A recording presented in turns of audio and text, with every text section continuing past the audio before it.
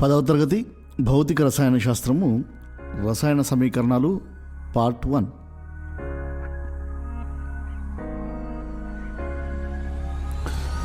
పిల్లలు, ఇది మీకు తెలుసా?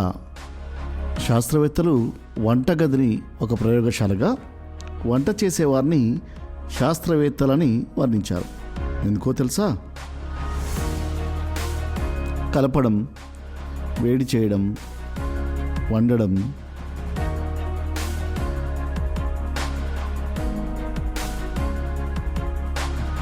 అదేవిధంగా చల్లబరచడం, కడగడం,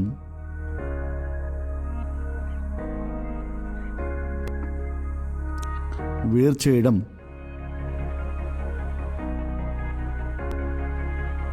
ఇవన్నీ మన ఇంటిలో వంట చేసేటప్పుడు చేసే పనులే. ఇలాగే ప్రయోగశాలలో కలపడం, వేడి చేయడం, వేరు చేయడం చేస్తాం. అందుకే మహిళలను శాస్త్రవేత్తలని అన్నారు.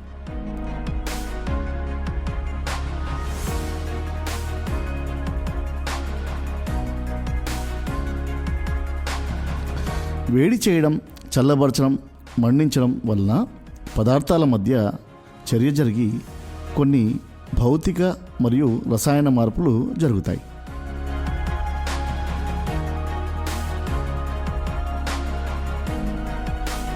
పిల్లలు, ఈ చిత్రాలను పరిశీలించండి.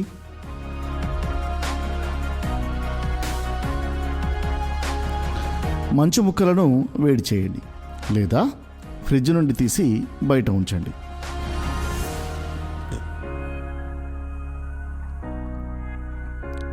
పిల్లలు, మంచు ముక్కలు కరిగినప్పుడు మీరు ఎలాంటి మార్పులు పరిశీలించారు?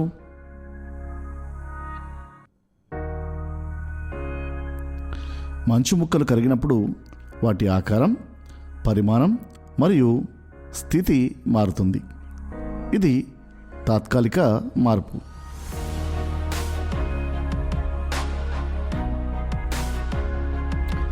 మీ ఉపాధ్యాయునితో చర్చించండి. వాతావరణంలో మార్పులు, వర్షం రావడానికి గల కారణాలను మీ ఉపాధ్యాయునితో చర్చించండి. గుండు సూదిని వేడి చేసినప్పుడు ఏం జరుగుతుంది? రంగులో ఏమైనా మార్పు గమనించారా?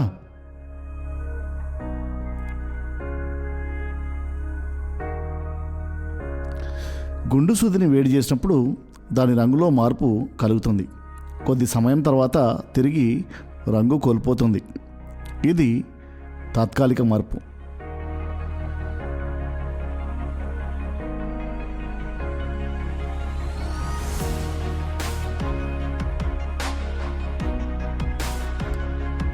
పిల్లలు, ఒక పదార్థంలోని అణుఘటకాలలో ఎలాంటి మార్పు లేకుండా పదార్థ స్థితిలో, ఆకారంలో, రంగులో, పరిమాణంలో మాత్రమే కలిగే మార్పును భౌతిక మార్పు అంటారు.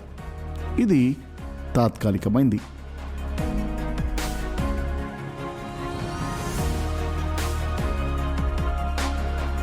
ఇప్పుడు కొన్ని రసాయన మార్పులను పరిశీలిద్దాం. పాలను పెరుగుగా మార్చవచ్చా? పెరుగును తిరిగి పాల వలె మార్చవచ్చా?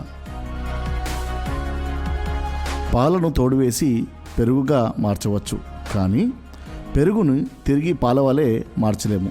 ఇది శాశ్వత మార్పు. ఇప్పుడు మరో ఉదాహరణను పరిశీలిద్దాం. పేపర్ను చింపివేయడం మరియు పేపర్ను కాల్చివేయడంలో ఎలాంటి మార్పును మీరు గమనించారు?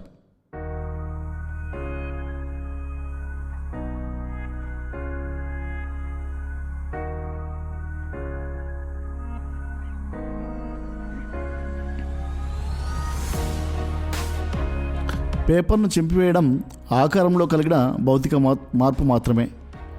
పేపర్ను కాల్చడం వల్ల నల్లని బూడిద వంటి కొత్త పదార్థం ఏర్పడుతుంది. ఇది శాశ్వత మార్పు. అంటే ఒక పదార్థంలోని అణుఘటకాలలో మార్పుతో పాటు కొత్త పదార్థాలు ఏర్పడితే అలాంటి మార్పును రసాయన మార్పులు అంటారు. ఇది శాశ్వత మార్పు.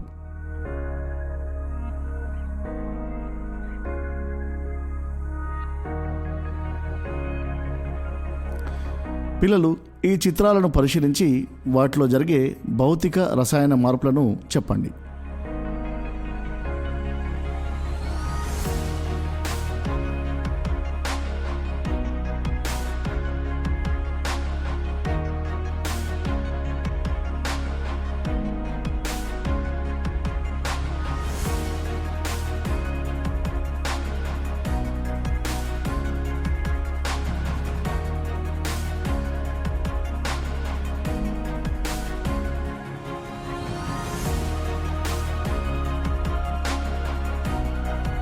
భౌతిక మార్పు ఇది తాత్కాలిక మార్పు. కొత్త పదార్థాలు ఏర్పడవు. స్థితిలో, ఆకారంలో, పరిమాణంలో, రంగులో కూడా మార్పు ఉంటుంది.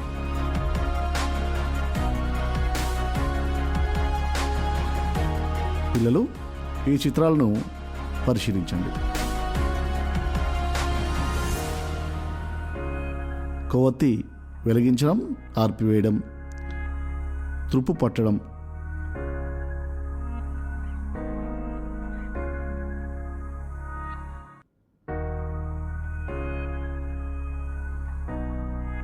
టపాకాయల్ని కాల్చడం,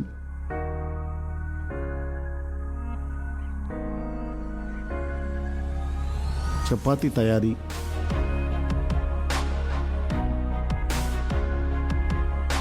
కట్టెలను మండించడం,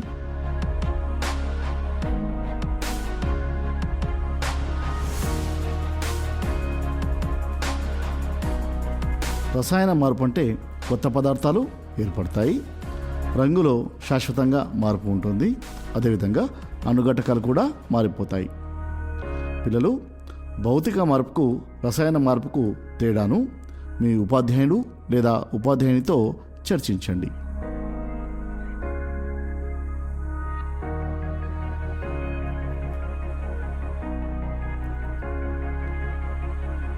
రసాయన చర్య జరిగిందని మనకు ఎలా తెలుస్తుంది?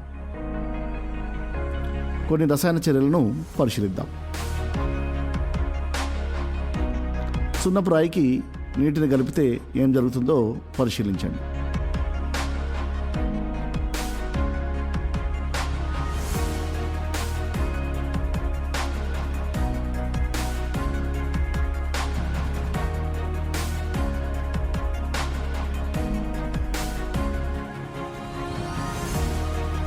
పిల్లలు ఏదైనా చర్యలో ఉష్ణం విడుదలైతే ఆ చర్యలను ఏమంటారు?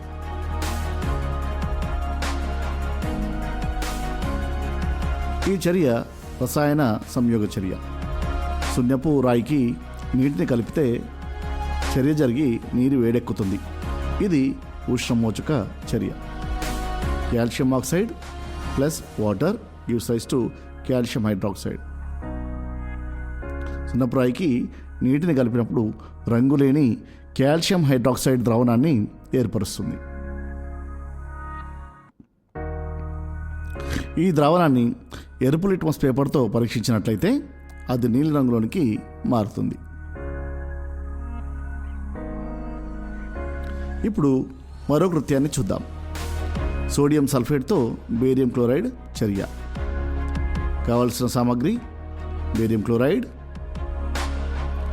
సోడియం సల్ఫేట్, బీకర్లు, పరీక్ష నాళికలు,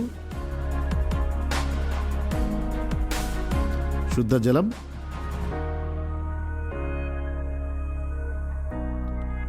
ప్రయోగ విధానాన్ని పరిశీలించండి. దీన్ని మనము అవక్షేపణ చర్య అని కూడా అంటాం. ఈ చర్యలో సోడియం సల్ఫేట్ బేరియం క్లోరైడ్కు కలపడం వలన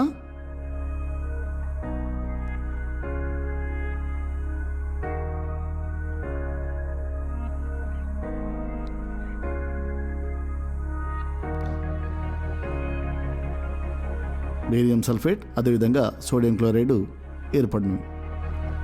ఈ చర్యలో ఏర్పడిన అవక్షేపం ఏది? ఈ చర్యలో సోడియం క్లోరైడ్ బేరియం సల్ఫేట్తో వియోగం చెందుతాయి.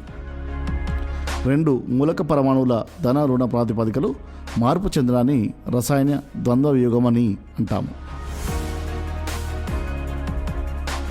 రసాయన ద్వంద్వ వియోగ చర్యల గురించి మీ ఉపాధ్యాయుని లేదా ఉపాధ్యాయునితో చర్చించండి. రసాయన చర్యలు జరిగినప్పుడు ఎలాంటి మార్పులు జరుగుతాయో పరిశీలిద్దాం. ఈ ప్రయోగాన్ని జాగ్రత్తగా పరిశీలించండి. ఈ ప్రయోగానికి కావలసిన సామాగ్రి జింకు లేదా మెగ్నీషియం లోహం,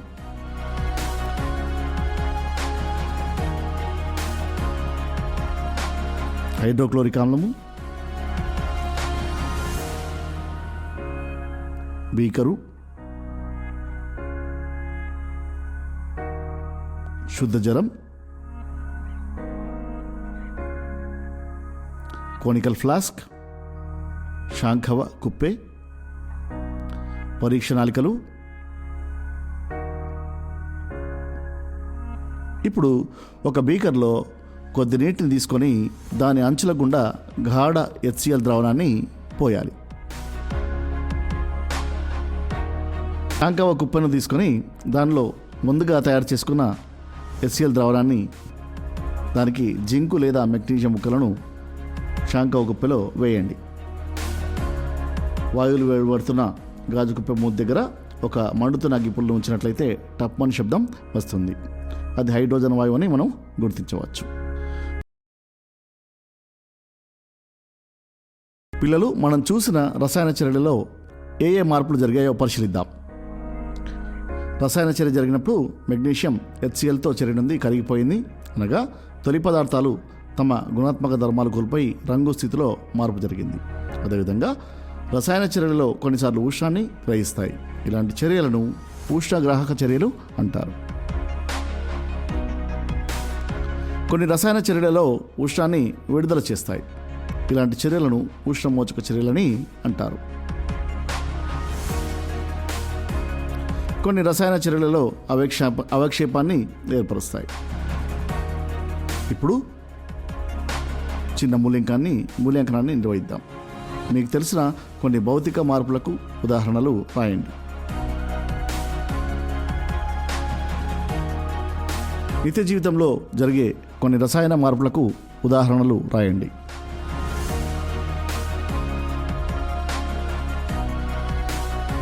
రసాయన చర్యలలో జరిగే కొన్ని మార్పులు రాయండి. రసాయన చర్యలో అవక్షేపం ఏర్పడుటను సమీకరణం ద్వారా ఉదాహరించండి. రసాయన చర్యలో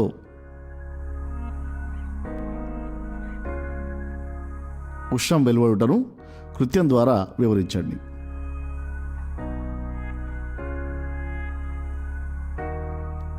చిన్న ప్రాజెక్టు పనిని నిర్వహిద్దాం. నిత్య జీవితంలో జరిగే సంఘటనల ఆధారంగా వివిధ రకాల రసాయన చర్యలు రాసి వాటిని ప్రయోగాలు నిర్వహించి అవి ఎలాంటి చర్యలో నిర్ధారించి నివేదికను రాయండి.